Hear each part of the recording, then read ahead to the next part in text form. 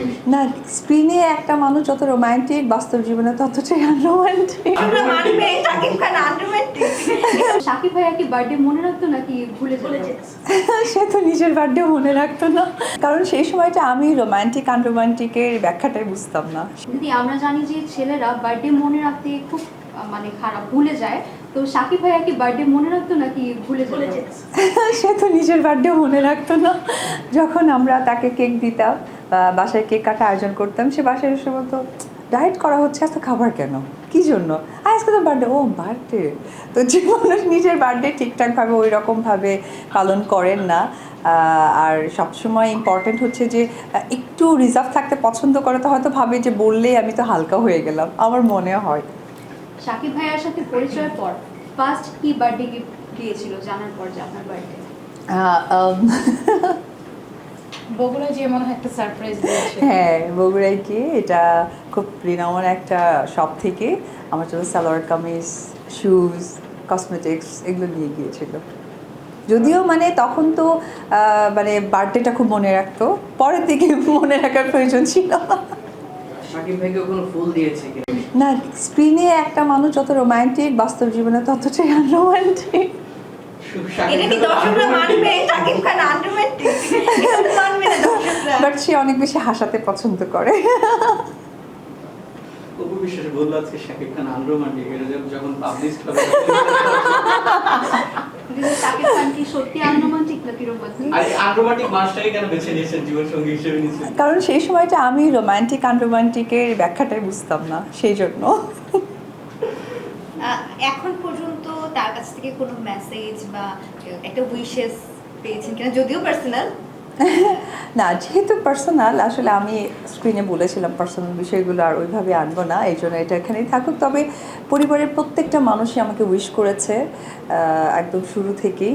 তো এটা আসলে অন্যরকম একটু ভালো লাগা যোগ করে, কারণ রাত 12টার পরে না ঘড়িতে বাজার আগে মনে হয় যে কে ফোন করছে, কেন করছে না। সো ওই রকম ফোনগুলো এসেছে, SMS-গুলো এসেছে, এটাই ভালো লেগেছে। খুব রিসেন্টলি আপনার পোস্টগুলোতে সবাই কমেন্ট করে যে দিদিকে খুব মানে সুইট 16 টাইপ লাগছে। তো এই যে আপনার নতুন নতুন এই যে সুন্দর সুন্দর রূপ, যেটা দেখে এখনো মনে হচ্ছে 20 বছর, এটা রহস্য বলেন।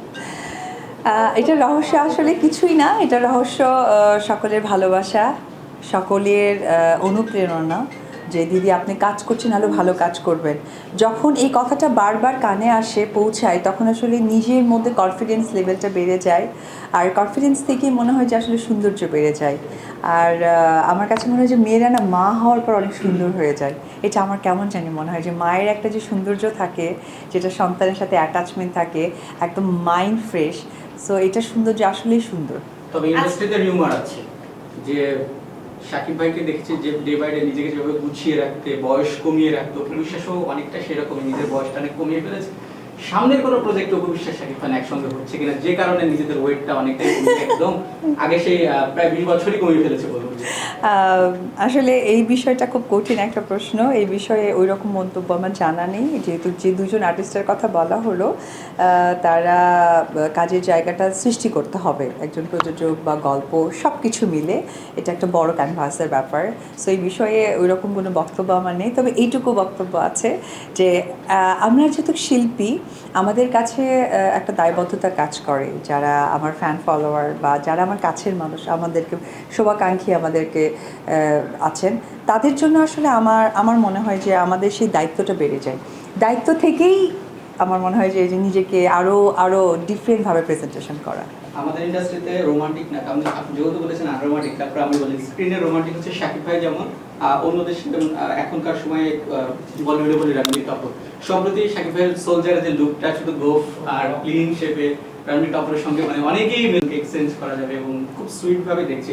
আপনার আসলে কেমন লেগেছে যে এই ধরনের লুক? কারণ আপনার সাথে যখন শাকিব ভাই বহু ছবি করেছে তখন ম্যাক্সিমামই তার হচ্ছে দাড়ি গোফ কিছুই ছিল না, ক্লিন শেপে ছিল।